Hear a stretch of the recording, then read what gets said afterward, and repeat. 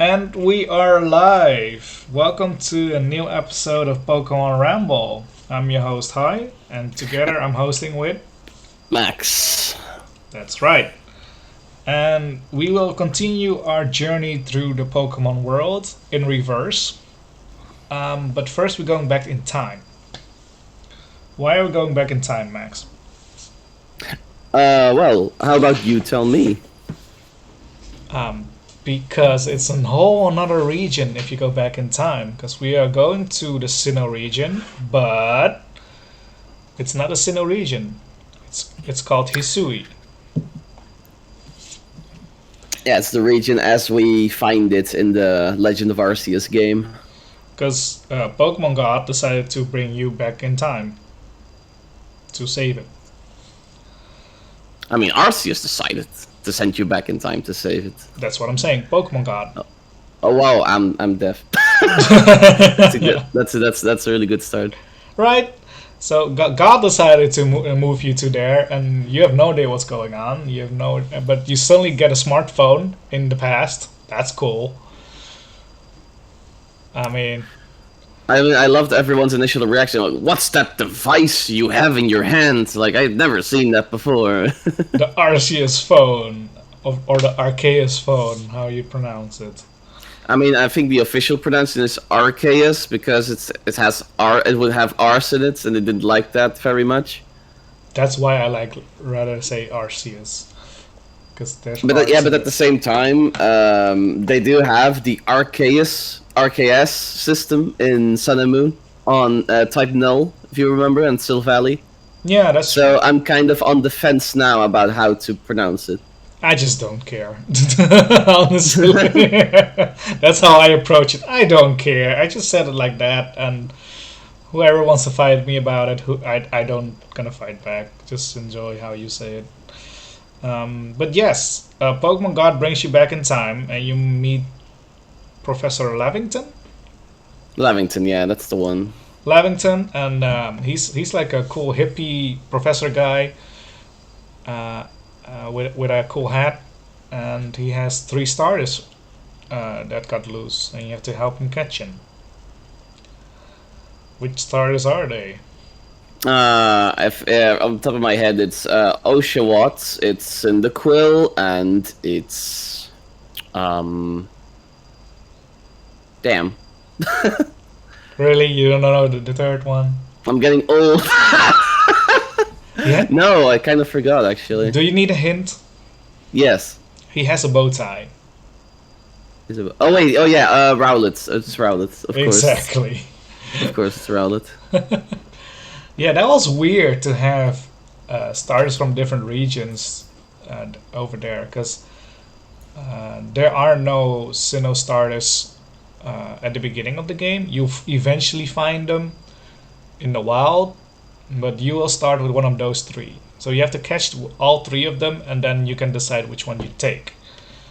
So my question to you is, which one do you take?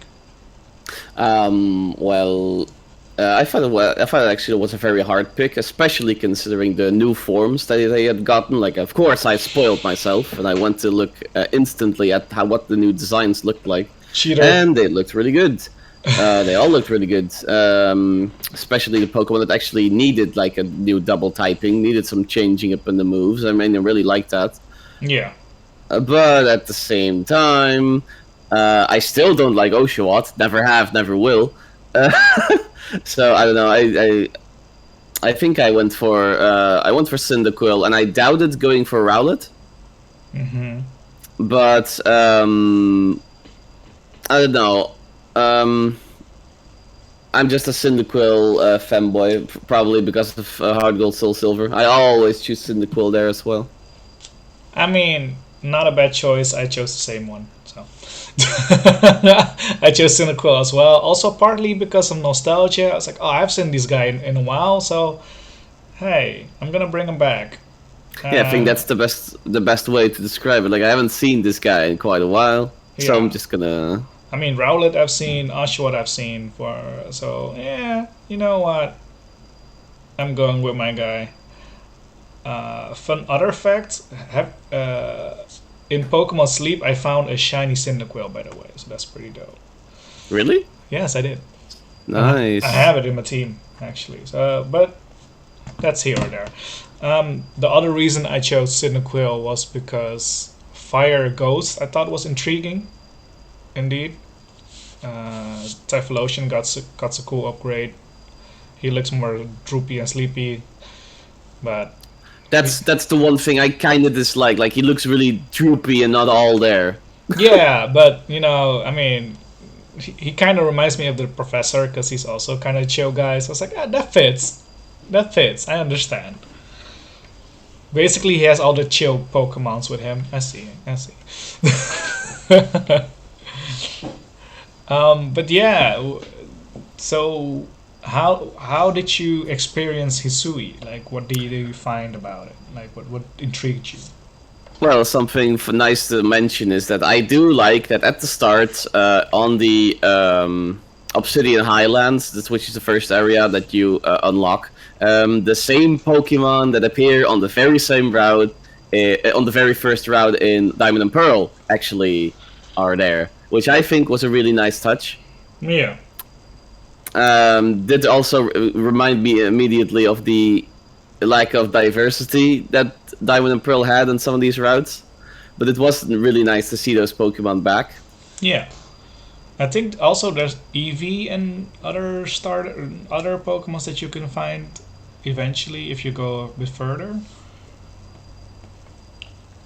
Um, but yeah, mostly it's the starting Pokemons in the starting areas indeed.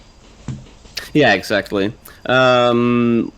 I did like the new format of instead of just having to follow an X predetermined path. There are like the game uses a quest system, side quest system. I think that's really nice.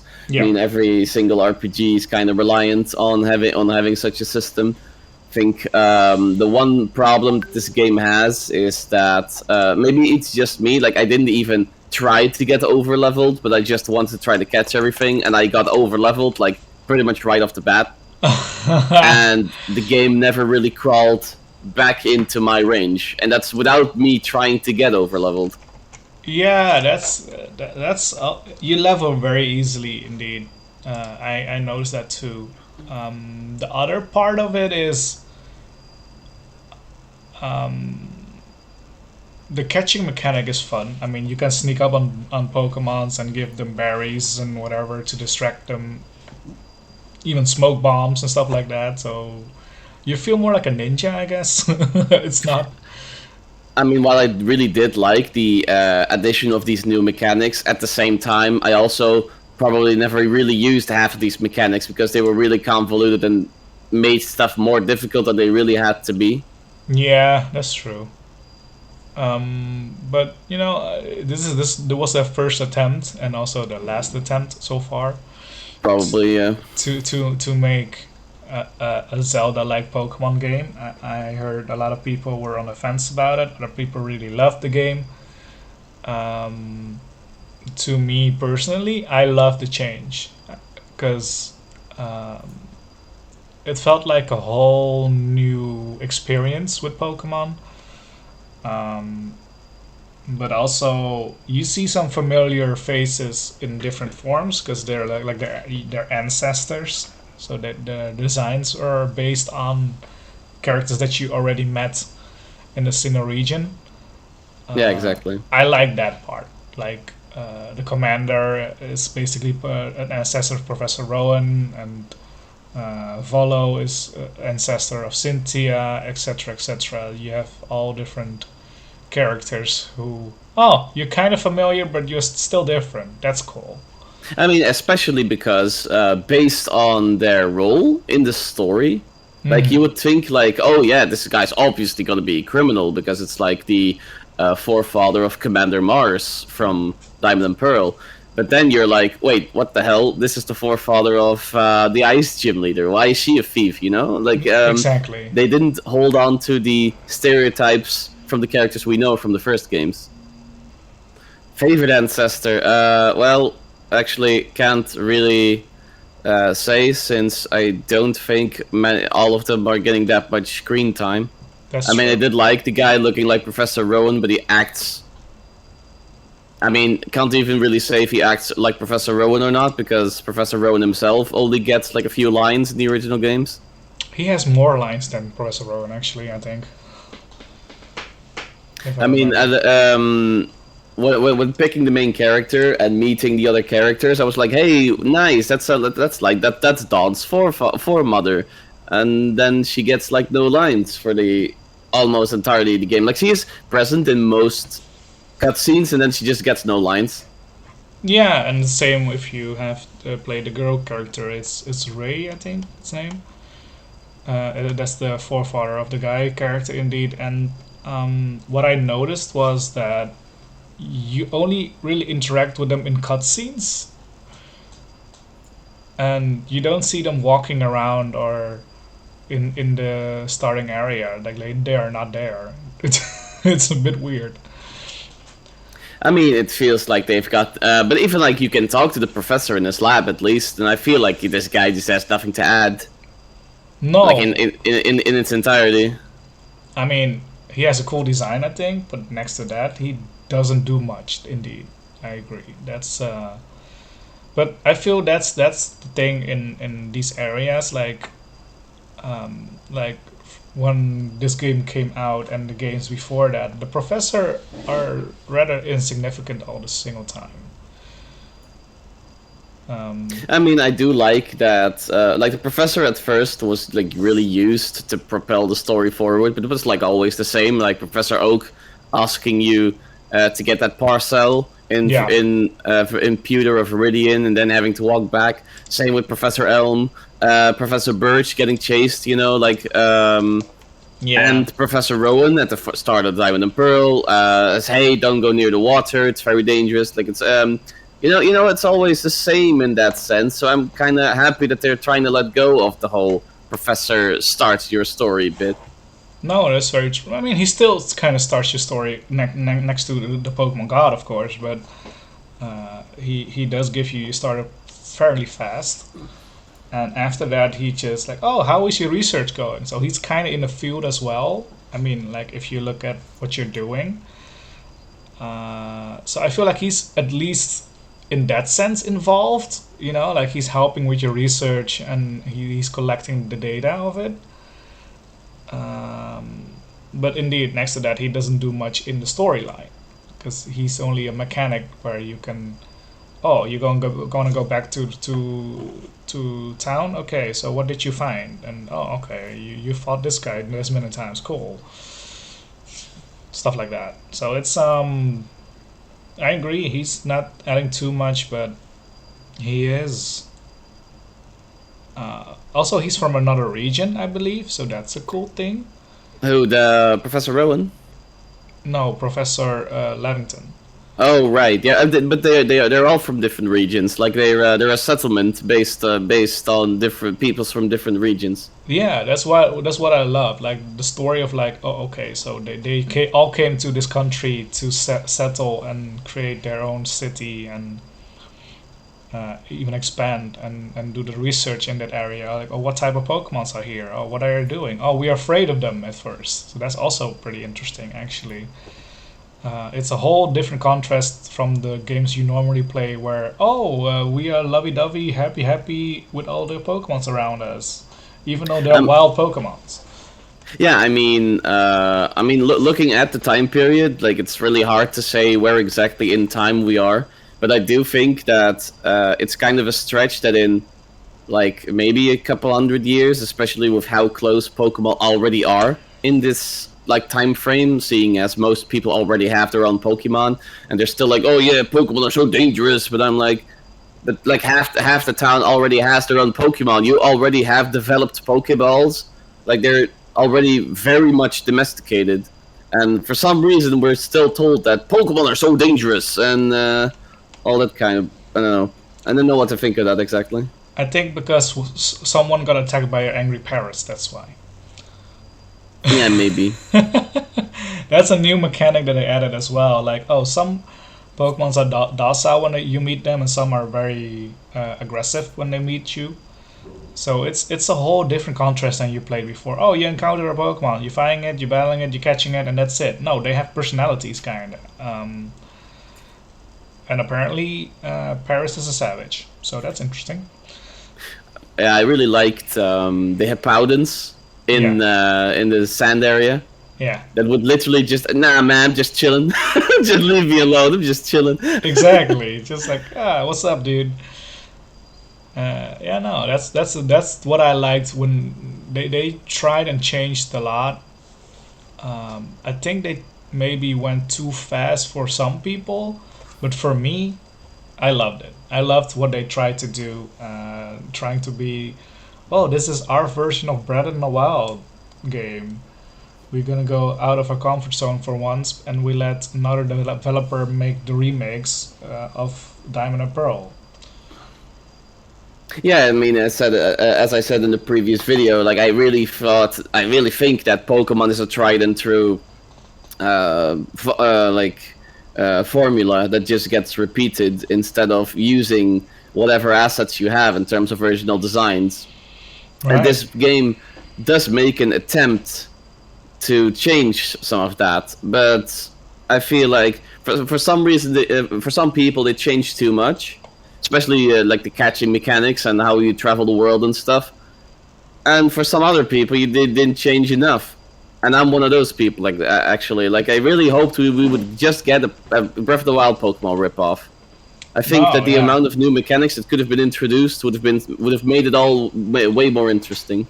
yeah, and also still in this area as well, they still looked at things like HMs like they used to have. Now it's like Riot Pokemons as well. So it's like, oh, okay, Machamp is like in Sun and Moon. Machamp is carrying you here. There's a Sneasler. You're in the backpack of Sneasler and you can climb and stuff like that. So it's an interesting change. But also apparently you're not the only one from the future as well.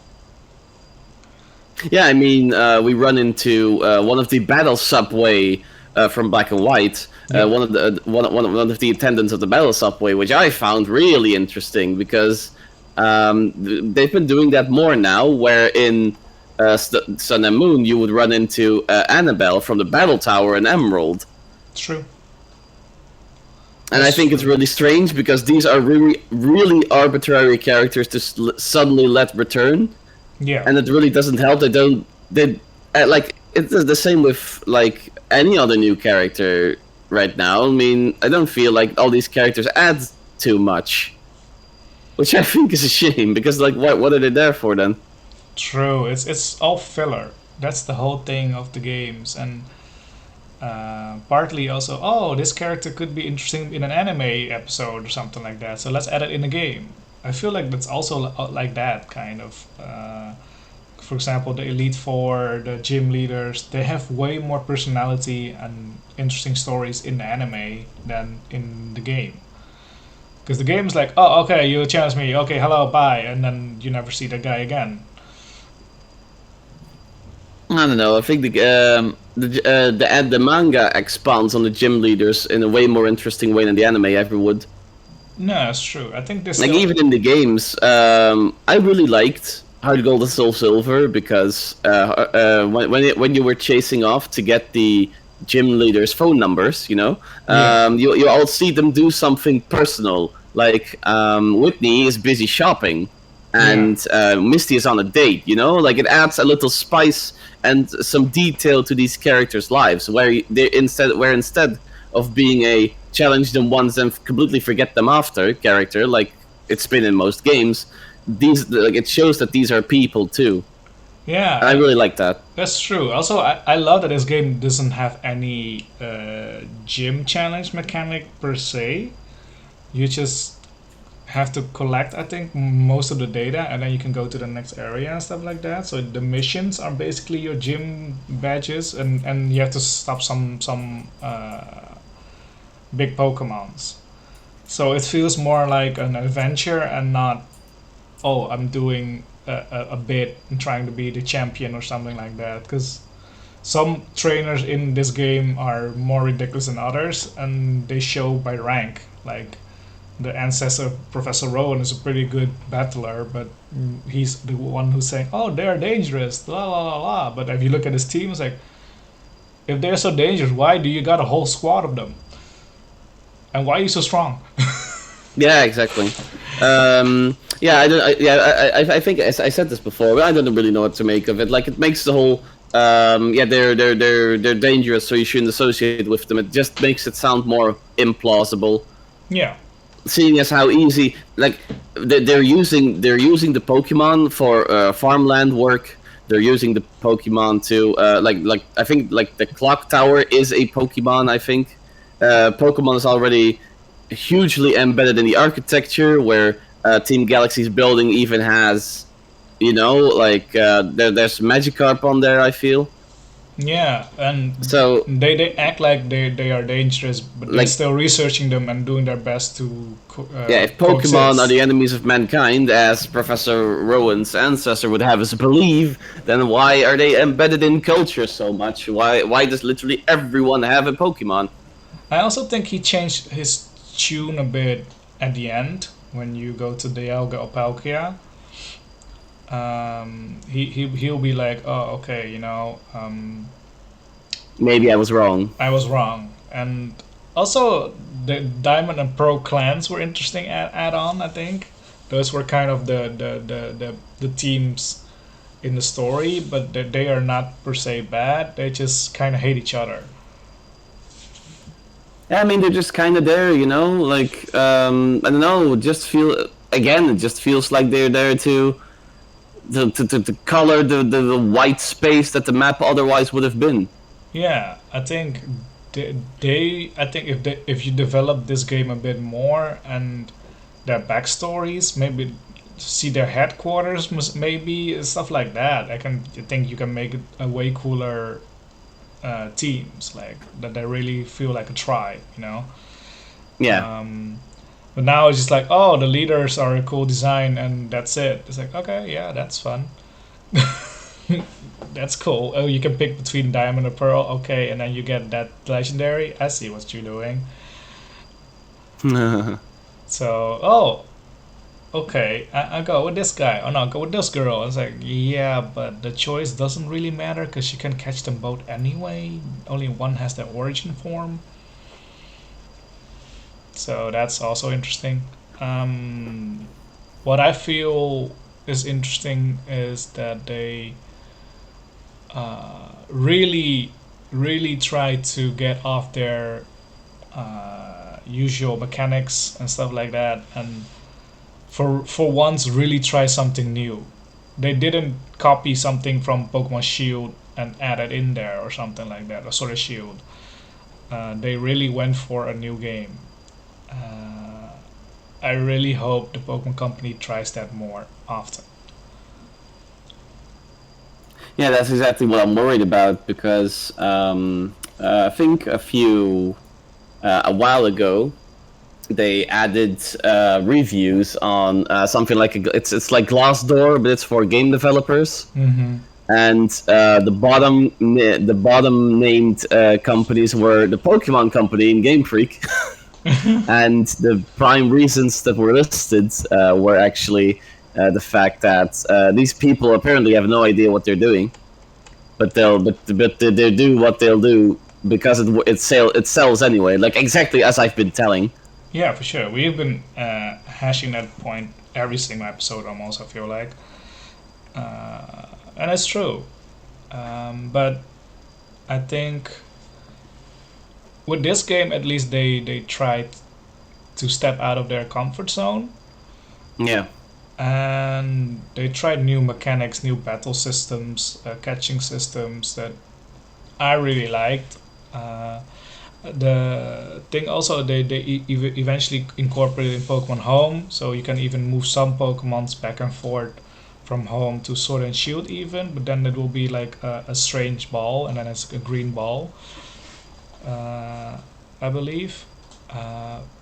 That's a missed opportunity. I think it would be cool to see someone using a Hisui and Ultra Ball to choose a Pokemon in the Pokemon League, for example. Like, oh, that's an old school ball that you have there, and really add something more to it. Like, yeah, you're friends with Pokemon God, so you can travel through time if you want. I mean, I think they kind of solved this in Scarlet and Violet. No, I mean, in at your school, there's this woman that says, "Hey, I can see your past lives," Yeah. and she's like, "Oh wow, you were in Hisui. I don't know what that is, but I can see that you've been there." I mean, I think it was a really nice touch. No, exactly. I feel like they should play way more with this timeline and universe thing. Like, they can make a whole Marvel universe out of Pokemon even. I mean, they already kind of did that with Sun and Moon and Ultra Sun and Moon, and then just never talk about it again. That's the whole issue. I feel like they should play way more because there's a timeline where it's a Mega Evolution and a timeline without, and the timeline with this, the that, and basically every game that you play is your own universe, kind of, and they don't really acknowledge that you played in different timelines next to that one character in Scarlet and Violet and stuff like that. And also, there will be way more fun if you could also go to, I don't know, ancient Johto or ancient Kanto or ancient whatever, which you have already been, and maybe there also was like a whole different story, and or maybe you can go back to the Pokemon War from Black and White and stuff like that. That would be cool to see. I mean, there are a lot of plot points that actually could fill a game with some of these plot points. I really feel like Ancient Johto was so interesting with like the bell tower still standing, you know. Yes. Especially because like Johto, especially if you look at towns like Ekrutik, they are very old. Like the architecture is very old, and then it's just never touched upon again. And that's why I like from the Hisuian area, like they show an area that you have been before, but doesn't look anything like it. Like it's totally different. Even if you played the previous games before, you wouldn't know where to go because it's totally different. Because of course, by over time, the landscapes changes, everything, the environment changes, the climate changes, and they start building cities and whatever and roads and stuff like that. So I feel like it's a very good change for once. Like, oh, they call it ancient Sinnoh, but it's totally a new area, really. But with that, I think we should start our closing comments about Hisui, because we are almost running out of time already. So, Max, what is your closing thoughts about Hisui? Well, I'm just gonna. I do feel like instead of talking about Hisui, we mostly got sidetracked to start talking about other games. I mean, So it's a so I do reason. think it may require some more visiting like this particular subject. Oh yeah, for sure. We will for sure talk about more things in depth. I think maybe the Team Galactic, past versus present or something like that. We can do an episode about that for sure. But if I have to like give judgment or say anything conclusive, I would say Hisui could have been, and I don't know how it is with like development time and all that. But even when I look at the map, it does feel like this game could have been more. And I think, and while I do like the new direction that they try to take with this game, I do think that it could have been more, could have been better. Yeah, I agree. For my closing thoughts, one thing that irked me a bit was the pocket guy. You have to pay him shit ton of money to have infinite amount of pockets. One more space. Yeah, wow. I mean, at the beginning, like I didn't really care, like 100, 200. I think that's very manageable, Yeah. and I do think it's good because there are so much like materials that you need to carry around. But like you're paying like 2K at the Yeah. end there, and money is actually pretty scarce. Like you're not getting a lot of money in these games. No, that's the whole thing. I think that's why sometimes I have to throw stuff like, oh, I could use that later. Damn it, because I don't have space. And then you go to that guy. That's like 40K, please. It's like I don't have that. How? Yeah. Why? So it's that's the one part that probably a lot of people hated. For me, also, I love that they had like Hisuian forums. That are kind of extinct or they changed over time. I like that idea. like the Braviary or stuff like that, and Voltorb. Voltorb. That's very cool. So, um, great effort. I hope there's more. I think that's my closing statement on that. We'll see what after Scarlet and the Violet will bring. But yeah, I guess this concludes our Hisuian travel, and we will go into another region very soon. Bye bye. Bye bye.